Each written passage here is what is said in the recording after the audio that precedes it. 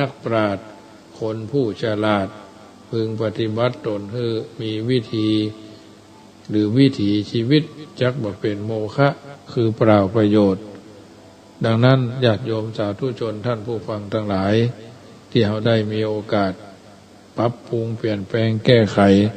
ตนตัวอยู่เป็นสม่ำเสมอก็ถือว่าหูจักหอยหัวของเรือคอยตามพอคอยสำรวจเรืออยู่ตลอดเวลาว่ามันหัวจุดไหนไขใจแก้ไขปรับปรุงเปลี่ยนแปลงอย่าปล่อยละพระละเลยเนาะเพราะฉะนั้นถ้าเราปล่อยพระละเลยก็เป็นปัญหาทันทีในที่นี้ก็ถือว่าเราต้องมีการอุดหูอยู่ตลอดเวลาสมด้วยนัยภาษิตที่กล่าวว่าธัมโมหะเวรักขติธรรมจารีธัมโมสุจินโนสุขมาวหาตินะธรรมแลย่อมรักษาผู้ประพฤติปฏิบัติธรรมไว้ธรรมที่บุคคลอบรมสั่งสมไว้เป็นเหตุนำมาซึ่งความสุขถ้าเรารักษาดีเราก็มีความสุขเกิดขึ้นโดยเป็นข้อความเป็นหัวข้อธรรมะที่เป็นพุทธานุศาสนีพุทธานุศาสนีเนี่ยมีอธิบายพรรณนาได้หลายนัยยะโดยเฉพาะคำว่าธรรมะตามนัยยะแห่งปรมัตถ์นัยยะหนึ่งแห่งโวหารเทศนาหรือโวหารบรรยายก่อนนัยยะหนึ่งคำว่าธรรมตามนัยยะแห่งปรมัตถ์ท่านแปลว่าสภาพที่ทรงตัวไว้ตามปกติหรือตามนัยยะแถมนัยหนึ่งท่านแปลว่าสภาพที่ทรงตัวตามลักษณะคำว่าธรรมก็คือโดยปรมัตถนัยจะหันได้ตามปรากฏในพระธรรมสังคีนีที่ทุกเจ้าบรรสวดกันว่ากุศลธรรมาอากุศลธรรมาอัพพยากตาธรรมาเนี่ยคนเฮาโดยสมมุติเขาว่าคนแต่เมื่อแตกแยกออกไปสภาวะคนเฮาทั้งคนนี้จัดเป็นอัพยากฤตนะหรืออัพยากตะซึ่งมีความหมายว่าเป็นกลางเป็นของกลางอัพยากฤตก็ได้แก่สภาวะที่เป็นสภาพกลางบ่ยังบ่จับว่าดีหรือยังบ่จัดว่าเสียฉะนั้นรูปของคนเฮาเนาะรูปของคนเฮาจิตของคนโดยกำเนิดเป็นสภาพกลางต่อมาการใช้ชีวิตเนี่ยเป็นผู้นำรูปคือสัมปยุตกับส่วนใดก็จะมีอาการเป็นไปตามส่วนนั้นถ้านำไปสัมปยุตกับส่วนที่เป็นกุศลท่านก็จัดว่าเป็นกุศลธรรมาแปลว่าธรรมนั้นเป็นกุศลเกิดขึ้นได้ในจิตรูปและจิตน่ะเป็นรูปดีเป็นจิตดีเพราะไปสัมปยุตเข้ากับส่วนที่เป็นกุศลแต่ในขณะใดจิตไปสัมปยุตคือไปประกอบผสมกับส่วนที่เป็นอกุศลส่วนชั่วเมื่อจิตไปสัมปยุตเข้ากับส่วนที่เป็นอกุศลรูปก็พลอยไปสัมปยุตเข้ากับส่วนที่เป็นอกุศลโดยท่านจัดเป็นอกุศลธรรมาถ้าจะห้องกันโดยย่อก็เรียกว่าอาธรรมธรรมกับอาธรรมสองอย่างเนี้ยธรรมหมายถึงกุศลธรรมอาธรรมหมายถึงอกุศลธรรมทั้งสองอย่างเนี้ยท่านว่ามีผลมีวิบากบ่เสมอกันสมดังวจนะประพันธ์ที่ปรากฏในธรรมบทพุทธนิกายว่านะหิธัมโมอะธัมโมจะอุโภสมะวิปากิโนอะธัมโมนิระยังเนติธัมโมปาเปติสุขติงธรรมกับอธรรมมีสภาพบ่เสมอกันอาธรรมนำสัตว์ไปสู่ปรโลกคือแดนแห่งความทุกข์ยากลำบากนานาประการธรรมยังสัตว์ให้เข้าถึงสุคติคือแดนที่มีอารมณ์อันเจริญเพลิดเพลินสุขใจฉะนั้นธรรมกับอธรรมเนี่ยถ้าทิ้งส่วนอธรรมจิตที่ทิ้งส่วนอธรรมเจริญด้วยส่วนที่เป็นธรรมโดยนัยยะแห่งปรมัตถนัยเนี่ยข้อนี้ได้ชื่อว่าธรรมนี่แหละรักษาคนผู้ประพฤติธรรมคือคนใดได้นำธรรมนั้นมาใส่ตนคนนั้นจะได้ชื่อว่าธรรมจารีแปลว่าผู้ประพฤติธรรมหรือผู้ดำเนินตามคันลองแห่งธรรมผู้ประพฤติธรรมและเจริญ ตามการลองแห่งธรรมเนี่ยท่านว่าธัมโมสุจินโนสุขมาวหาติธรรมที่ตนประพฤติในจิตนั้นที่ได้อบรมสั่งสมไว้นั้นเป็นเหตุนำมาซึ่งความสุขการพิจารณาง่ายๆถึงความสุขที่เกิดแต่ธรรมมีได้หลายนัยยะหนึ่งกลายเป็นธรรมะปีติอิ่มเอิบในดวงใจในธรรมที่ตนได้ประพฤติแถมนัยยะหนึ่งตนเองก็นึกถึงขึ้นมาคราวใดในชีวิตของตนก็ภาคภูมิใจว่าเราได้ใจชีวิตที่เป็นไปตามแนวแห่งธรรมที่ท่านกล่าวโดยนัยยะแยกประเภทว่าตนเองก็ทิเทียนตนเองโดยการประพฤติบ่ได้ตนเองนึกขึ้นมาคราวใดก็ชุ่มชื่นดวงใจในความประพฤติที่ผ่านมาปะเควะจักป่วยกล่าวไปใหญ่ท่านกล่าวว่าท่านว่าถึงเทวดามารพรหมก็นิยมยกย่องสรรเสริญ โดยนัยยะเนี้ยธรรมะหมายถึงสภาวะที่ทรงตัวตามลักษณะแปลว่าลักษณะของธรรมแบ่งเป็นสามคือกุศลธรรมา อกุศลธรรมาอภยากตาธรรมานี้เป็นส่วนหนึ่งแถมนัยยะหนึ่งจะกล่าวตามโวหารธรรมะบรรยายคำว่าธรรมในที่นี้หมายถึงหน้าที่ญาติโยมหน้าที่ในพุทธภาษิตที่ว่าธัมมังสุจริตังจเรพึงประพฤติธรรมคือสุจริตคำว่าธรรมในที่นี้หมายถึงหน้าที่คำว่าสุจริตหมายถึงว่าให้ดีรวมความว่าพึงประพฤติหน้าที่คือดีคนเรามีหน้าที่แตกต่างกันตามลักษณะในหน้าที่ของบุคคลคนเป็นนักปกครองก็มีหน้าที่ในการปกครองคนเป็นผู้รักผู้ใหญ่ก็มีหน้าที่ของบุรพการีบุรพการีคนอยู่ใต้ปกครองก็มีหน้าที่ที่จะต้องระลึกนึกถึงหน้าที่ของตนว่าตัวอยู่ในใต้ปกครองไผคนที่ได้รับอุปการะคุณจากคนอื่นซึ่งมีหน้าที่ในฐานะเป็นกตัญญูกตเวทีอันนี้กล่าวโดยหน้าที่รวมๆแต่หน้าที่ของคนเท่านั้นถ้าจะแยกออกก็มีมากมายแต่จะอย่างใดก็ตามญาติโยมท่านผู้ฟังคนจะมีหน้าที่อย่างใดจักรู้จักปฏิบัติตนตามหน้าที่ของตนให้ดีนั่นเป็นความสำคัญหากจะปฏิบัติหน้าที่ของตนให้ดีก็จัดว่าได้ประพฤติตามพุทธภาษิตที่ว่าธัมมังสุจริตังจเรนะพึงประพฤติหน้าที่คือดีแปลว่าได้กระทำหน้าที่ที่ดีฉะนั้นธรรมะในส่วนนี้กล่าวโดยธรรมะบรรยายหมายถึงหน้าที่ที่ตนจะต้องประพฤติปฏิบัติญาติโยมสาธุชนท่านผู้ฟังทั้งหลายอันเนี้ยถือว่าเป็นส่วนหนึ่งที่นำมาอุเอิญเจริญพรให้ญาติโยมได้ฟังบ่เท่าแต่นั้นเมื่อเรารู้ว่าทำอันใดดีเป็นกุศลอันใดบดีเป็นอกุศลก็จะรู้ธรรมแห่งการดำเนินชีวิตว่าสิ่งต่างๆเหล่านี้เป็นสัจธรรมเท็จจริงแค่ไหนจึงนำมากล่าวเอิ้นเจริญพรว่ามีพุทธภาษิตไว้ทำบทหนึ่งว่าชีรันติเวราชรัฐาสุจิตาอะโถสรีรัมปิชะรังอุเปติสตัญจะธัมโมนะชะรังอุเปติสันโตหะเวสัพพิปะเวทะยันติแปลเป็นคำกรสอนใจว่าลดทรงอดิศรจากบวรวิจิตรงามย่อมถึงชะลาความทุพลังมิยั่งยืนแม้กายมนุษย์สัตว์ก็วิบัติบ่คงคืนเข้าถึงชะลาฝืนคติได้ฉะไหนมีนะ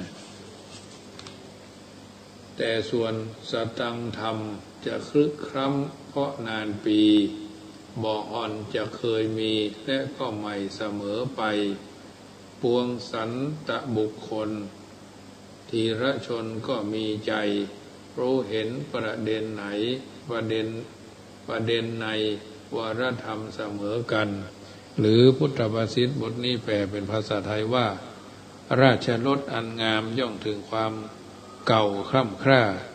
แถมอย่างหนึ่งแม้สรีละก็ถึง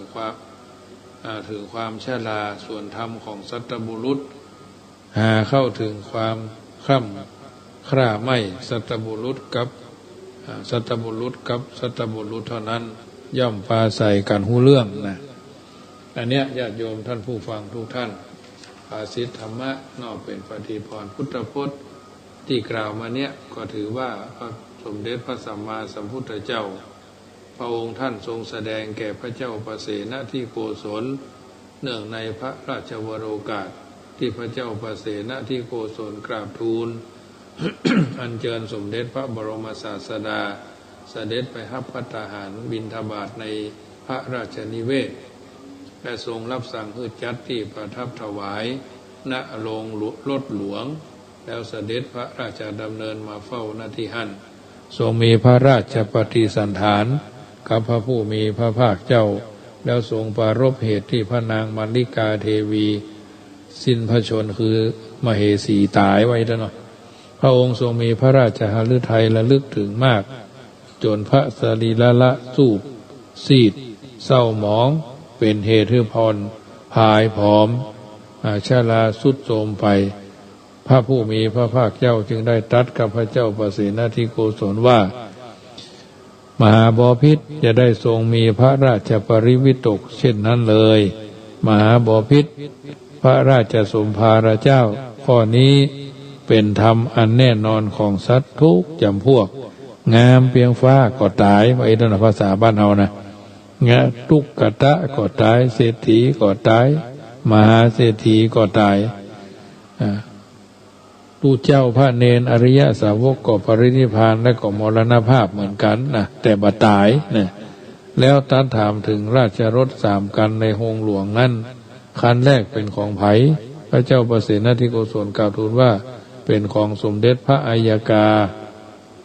พระผู้มีพระภาคตรัสว่าวิจิตรสวยงามแต่เก่ากว่าคันที่2ทรงถามว่าถึงราชรถคันที่2ว่าเป็นของใครพระเจ้าประเสนที่โกศลก็กราบทูลว่าเป็นของพระบรมราชนกพระผู้มีพระภาคตรัสว่าวิจิตรสวยงามดีกว่าคันแรกแต่ก็เก่าแก่ค่ำค่ากว่าคันที่3จึงทรงถามว่าคันที่3เป็นของไผพระเจ้าประเสนที่โกศลก็กราบทูลว่าเป็นของหม่อมฉันเองพระผู้มีพระภาคเจ้าก็ตรัสว่าวิจิตรสวยงามดีกว่าทุกคันแต่ทั้ง3 คันนี้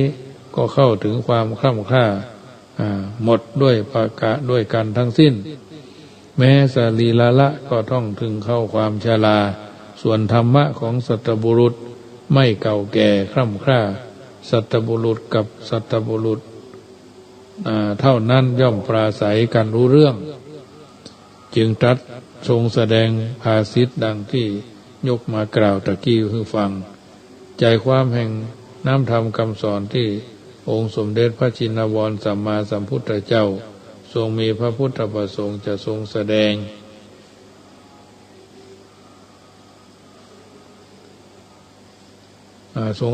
ธรรมของสัตบุรุษเพื่อจะกล่าวไว้ในสัพพุริสธรรม7 ประการนัยยะที่กล่าวก็คือธรรมัญญุตาความเป็นผู้รู้จักเหตุมีอธิบายว่าทรงสอนให้คนทุกคนเป็นผู้รู้จักเหตุเมื่อเหตุเกิดก็จะยังทราบถึงผลทราบว่าสุจริตเป็นเหตุแห่งความสุขทุจริตเป็นเหตุแห่งความทุกข์สมทางพระบาลีที่กล่าวไว้ที่พระอัสสชิเถระกล่าวกับอุปติสสะมานพว่าเยธัมมาเหตุปัปภวาเตสังเหตุตถาคโตเตสัญจโยนิโรโธจะเอวังวาทีมหาสมโนความว่าธรรมเหล่าใดที่เป็นเหตุแดนเกิดตถาคตตัดเหตุแห่งธรรมเหล่านั้นและความดับแห่งธรรมเหล่านั้นพระมหาสมณะมีปกติตัดเช่นนี้อันนี้ธรรมัญญุตาอัฏฐัญญุตาเป็นผู้รู้จักผลที่บายว่าทรงสอนให้คนรู้จักผลประโยชน์ที่เป็นความสุขความเจริญความเป็นผู้รู้จัก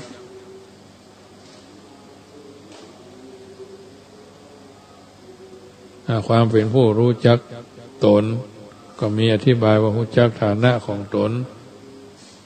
แล้วประพฤติ ตนให้สมแก่ฐานะนั้นๆเป็นผู้น้อยก็ต้องตั้งอยู่ในความเป็นผู้น้อยนะถ้าเป็นผู้ใหญ่ก็ตั้งตนคงความเป็นผู้ใหญ่เป็นต้น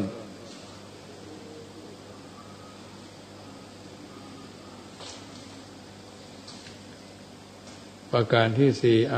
มัตตัญญูตาเป็นผู้รู้ประมาณในมีอธิบายว่ารู้จักประมาณความพอดี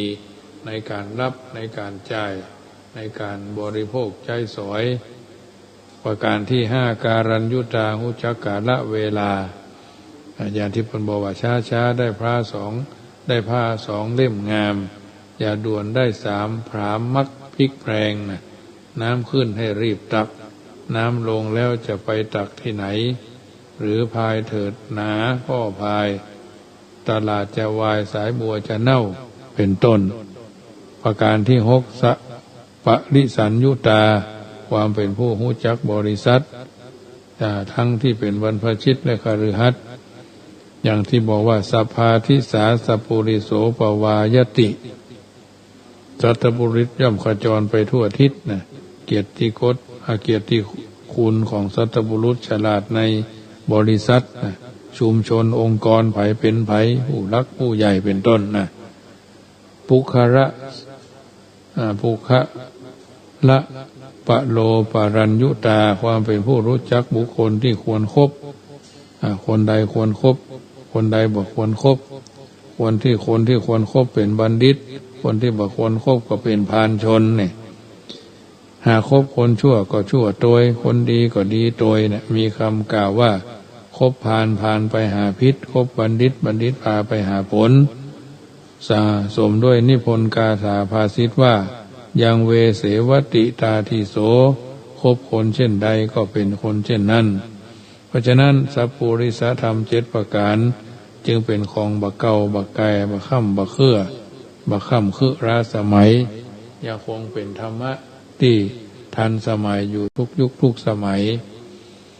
เป็นธรรมที่บักเก่าบักค่ำค่าอันญาติโยมสาธุชนได้ยินได้ฟังแล้ว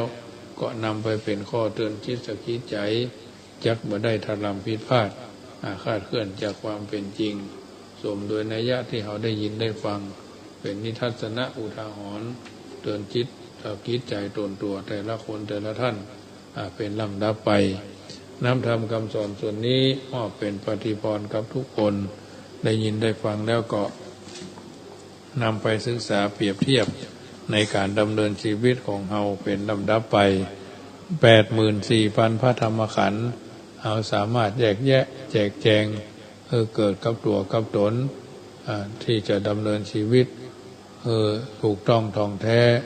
มีพรหมวิหารธรรมเป็นเครื่องยึดเหนี่ยวเป็นธรรมที่ให้เราอยู่กันอย่างสบายอกสบายใจวิตกกังวลอนตรายด้วยประการทั้งปวง 84,000 พระธรรมขันธ์เราก็สามารถแยกแยะเอาสิ่งที่ดีมาเป็นตัวเตือนจิตสกิดใจเป็นลำดับไป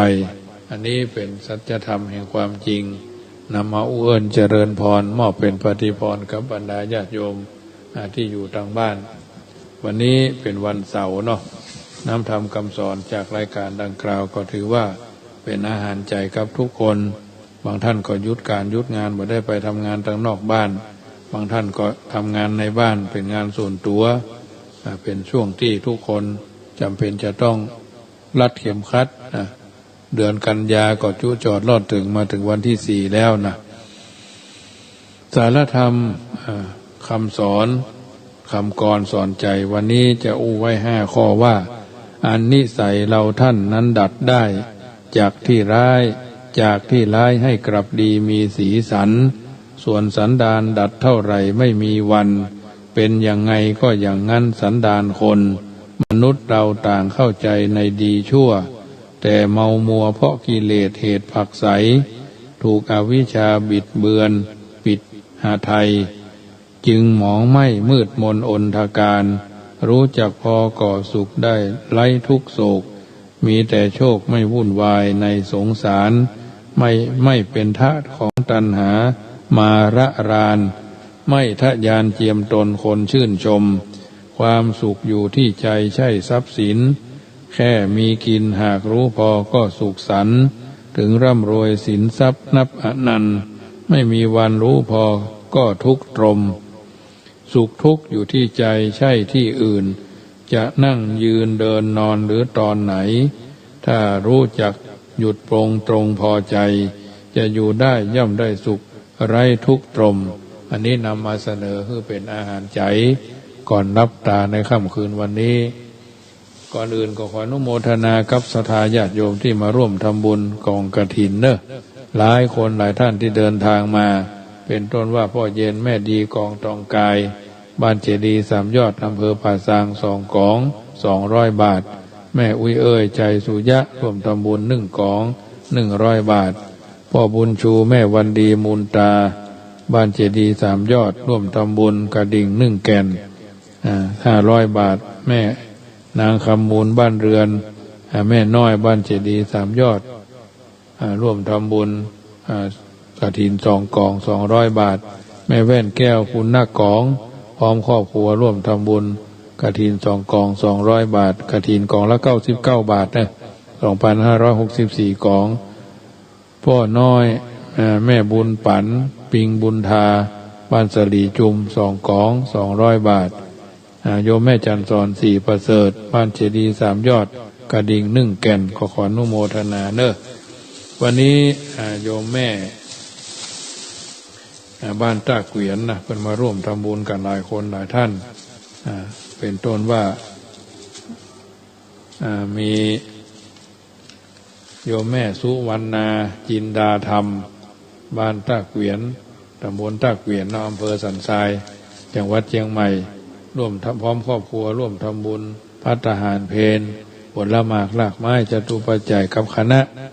ร่วมทำบุญอุทิศไปหาพ่อปันบุญกัมแม่อุ้ยจันบุญกัมแม่คำพ่อบุญกัมพ่ออุ้ยลาปัญญาเป่งนายแสงวันจินดาธรรมแม่อุ้ยตุ่นพึ่งสุวรรณแม่อุ้ยเปี้ยบุญจอมบำรุงกันน้ำข้าวไฟ1,200 บาทเนาะอนุโมทนาไว้ณที่นี้โดยเนอะทัดนั้นมาก็หมายมีนายพัดสอนนางกันทิชาทำบุญค่ายวันเกิดบ้านแป้นอำเภอเมืองลำพูน200 บาทเนาะครอบครัวนางจันนวลบุญกัมอุทิศหาพ่อนานสิงห์บุญกัมพ่ออุ้ยปันบุญกัมพ่อลาปัญญาเป่งพ่อแม่พ่อปัญญาเป่งนางน้อยชัยวันเนาะอันนี้ก็ขออนุโมทนาเนอะโยมเพนไลวงแก้วอุทิศไว้ภายภาคหน้า200 บาทครอบครัววันเพนไลนะวงแก้วอุทิศหาพ่อใจบุญจอมแม่จันขยันพ่ออุ้ยคำขยันแม่อุ้ยเขียนขยัน400 บาทอนุโมทนาเนอะครอบครัวอินทรบุญยืนถวายกฐิน1 กอง100 บาทไว้ภายภาคหน้าอินทรปานีบุญยืนดวงเดชอุทิศหานายสมหวังบุญยืน1 กองอุทิศหาพ่อสิงแก้วแม่สาลาเนาะบุญยืน1 กอง100 บาทปารณีดวงเนตรตานไว้ภายภาคหน้า1 กอง100 บาทปารณีดวงเนตรอุทิศไปหาพ่อคำดวงเดชเนาะแม่คำพ่อบุญกัมพ่อบุญพ่อปันบุญกัม100 บาทนสพิสมัยปัญญาเป่งพร้อมครอบครัวแม่โจ้สันทรายร่วมทำบุญ1 กอง100 บาทจันนวลบุญกัมอุทิศไว้ภายภาคหน้า300 บาทขออนุโมทนาครับทุกคนทุกท่านที่ได้เอ่ยนามมาเนอะร่วมทำบุญกันคนละน้อย2 น้อยทางนี้ทางนั้นก็จะได้ร่วมทำบุญเป็นทักษิณานุปทานวาระโอกาสที่ใกล้เดือน12 เพ็งอย่างที่วัดจังกัมเนี่ยวันที่21นี่ก็จะมีการเทศนาธรรม1 ผูกนิมนต์พระเจ้า8 รูปมาทักมาติกาปังสกุลทักษิณาเพราะว่าอยู่พุทธิมาร่วม 2-3 เดือนเนาะก็จะเป็นสิริมงคลภาคแรงประมาณสัก4 โมงเมื่อแรงวันที่21เป็นเดือน12 เพ็งโดยญาติโยมที่ฟังรายการนี้ใครกินใครทานด้วยก็ได้นะคนละกล่องละ100 บาทนะปัจจัยก็จะถวายพระเจ้าประสงค์8 ตน90 ตนละปันเนาะ ถวายแต่ละตนละปันแล้วก็ทำพระแสดงพระธรรมเทศนา1 ตน 1,500 บาทอันนี้เป็นปัจจัยที่จะถวายคือพระคุณท่านตามที่เขามีความปรารถนาเอาไว้เนาะ8,000 9,000ประมาณ 20,000 ปลายเนาะอันนี้ก็แล้วแต่โอกาสร่วมด้วยช่วยกันคนละเล็กคนละน้อยตั้งกล้วยตั้งเข่งเอาไว้เนาะมีกล้วยเอากล้วยมาเป็นขนมนมเนยเป็นของแห้งเนาะเป็นขนมนมเนยของแห้งพระเจ้าพระสงฆ์สวด8 9พระเจ้า10ปูจาน11ถึงกันเทศนะอันนี้ก็สามารถเอามาใส่กล้วยใส่เข่งได้ถ้าเราฟังรายการนี้เนาะส่งกันมาอย่างกันมาก็ได้หรือจะทำร่วมทำบุญคนคนละน้อย2น้อยก็ถือว่าเป็นการทำอุทิศที่เราอยู่เนี่ยเราบอกได้อยู่ดีพ้นฝนพ้นแดดพ้นลมก็เพราะว่าอาศัยอดีตเจ้าอาวาสอดีตสัทธาทายกทายิกาเพิ่นได้สร้างเอาไว้เขาก็ได้มาบูรณะก็อยู่สบายก็รุ่นก่อนเพิ่นก็คงจะทุกข์ยากกว่าเอามาอยู่รุ่นนี้ก็ถือว่ามาดูแลเอาใจใส่ถ้ากองกฐินก็ต้องการเงินแห่งประมาณ300,000 บาทเพื่อจะได้ต่อเติมเตินกุฏิแต่เจ้าโยมแม่ที่เพิ่นมาเดินทางมาจากบ้านตาเกวียนเพิ่นก็ยังอู้แซวว่านี่แม่ก็ได้ยินท่านมหาประกาศนะว่านะฉะนั้น200,000 ปลายนี่ของเสาะหาคนเดียวเองนะแม่บุญแม่สุวรรณจินดาธรรมเนาะอันนี้ก็ถือว่าญาติโยมก็แจ้งกันเข้ามาเป็นกองบางคนพวกก็ส่งมาทางไลน์ทางเฟซเนาะทางนี้ทางนั้นก็ได้เท่าใดบ่ได้ต้องได้บ่ต้องไปเครียดไปเข่งญาติโยมเอ๋ยตึกไหนก็ตึกหั่นได้นักก็ปานแล้วได้น้อยก็นานแล้วมันอยู่2 กรณีเอาก็บ่ได้ว่าเร่งรีบมาอย่างมากมายเนาะทำไปเท่าที่ทำได้ถึงแม้บ่ได้สตางค์บ่ถึง10,000ก็บ่เป็นหยังเนาะพอผ้าไตรก็ยังทำ4 ไตรเนาะผ้าไตรก็ยังทำ4 ไตรไตรละ 1,600 บาทไตรถวายพระเจ้าพระสงฆ์ไตรคองนี่เพียงเป้าฮับไปบาทก็พี่น้องทางปวแจ้ห่มเนาะแม่จันฟองละอฮับผ้าไตรก็ฮับบาท9 นิ้วก็900 บาทบางคนพวกก็ฮับหมอนฮับผ้าห่มหมอนมุ้งตลอดจนรองเท้าสำหรับเข้าเครื่องก่อสร้างนี่ก็ยังมีไปฮับเด้ออันนี้ก็แจ้งความประสงค์ได้เรื่อยๆมีฮับก็ดีบ่ฮับก็เป็นหยังเนาะตาลปัดพัดวีนี่ก็ยังมีไปฮับเด้อซึ่งก็ตาลปัดก็เป็นกะว่าจะปักเอาไปไว้เป็นที่ระลึกนะแต่ทางนี้ทางนั้นถ้ามันมีเจ้าภาพก็คงจะเอาธรรมดาเนาะตาลปัดที่ระลึกในงานกฐินก็พอปีนี้ถือว่าเป็นปีที่ว่าเอาประจนด้วยความวิตกกังวลหลายเรื่องหลายราวทั้งรายรับรายจ่ายการกินการอยู่ก็รู้สึกว่าจะบ่ค่อยสมบูรณ์บางจุดแต่บางสมบูรณ์ก็เหลือเฟือนะทั้งนี้ทั้งนั้นก็แล้วแต่โอกาสจังหวะเวลาช่วงที่การจะถวายกฐินนี่ญาติโยมมีโอกาสก็ใครถวายน้ำก็ต้องการฮับอยู่วันที่21เนี่ยก็จะทำขนมเส้นน้ำยาเลี้ยงญาติโยมที่เพิ่นมาเท่าวัน4 โมงแมลงเนาะขนมเส้นน้ำยานี่เราทำไว้ล่วงหน้าได้นะเตรียมของไว้ได้ลงกระทะไว้กำเดียวก็ได้วันเป็นวันศีลโดยเดือน12 เพลงแล้วเพิ่นก็จะปล่อยผีปล่อยเพศมาโดยเนอะ12ออก1 ค่ำนี่เพิ่นก็จะเริ่มปล่อยแล้วนะญาติไผญาติมันอาจจะทำบุญให้ญาติได้เราจะไปลืมว่าเขาจะไปลืมทำไว้ภายภาคหน้าของเฮาโดยเนอะของไผของมันนะเฮาช่วยเฮาตานเฮาก็ได้กินนะเหมือนก็ห่อเข้านะห่อเข้าเดินทางเฮาก็กินของเฮาไม่ต้องไปรอคนอื่นถ้าเขาบอกห่อไปเขาก็ไม่ได้กินนะกะตานเข้าตามเพื่อว่าทำบุญหยาดน้ำเนี่ยกินตานหลวงหลายจักได้สบายเกิดสุขไปหน้าเข้าดอกบานกินตานเถิงดอกไม้บานกินตานม่วนนะเพราะฉะนั้นไผจะตานหาพ่อหาแม่หาพี่หาน้องเดือน12 เพ็งวันที่21กันอาตมาพกโทรศัพท์หาได้ที่0615476539 0615476539หรือจะทำบุญต่างกองทุนเข้าก้นบาทหยาดพระธรรมนำชีวิตนะที่ธนาคารกรุงไทยสาขาแม่ทาก็ได้หรือธนาคารกรุงไทยโลตัสป่าซางก็ได้ที่7980021894ก็ได้อันนี้โลตัสป่าซาง แต่ถ้ากองทุนเผยแผ่ของวัดจังกำนี่ก็531005990นะนี่สาขาแม่ทากองทุนเข้าคนบาทก็หลายคนเพิ่นก็โอนมาร่วมรวบรวมไปเป็นการน้ำกาไฟพ่องอินเทอร์เน็ตพ่องนะก่อนวันที่ก่อนวันที่10ของเดือนนะจะต้องจ่ายค่าอินเทอร์เน็ตค่าไฟอย่างค่าไฟนี่ก็ข้ามเดือนก็ได้ไปเป็นอย่างเพราะเดือนนี้เพิ่นผ่อนปลนฮื้อเนาะลดสมมติว่า3,000 4,000ผมก็ลดให้3,000ผมก็ลดให้1,000นะอันนี้อย่างไปจ่ายมาแต่ว่าวันซื้อนี่10,000 ปลาย13,000 ปลายเนาะอันนี้ก็แจ้งให้ญาติโยมได้ทราบ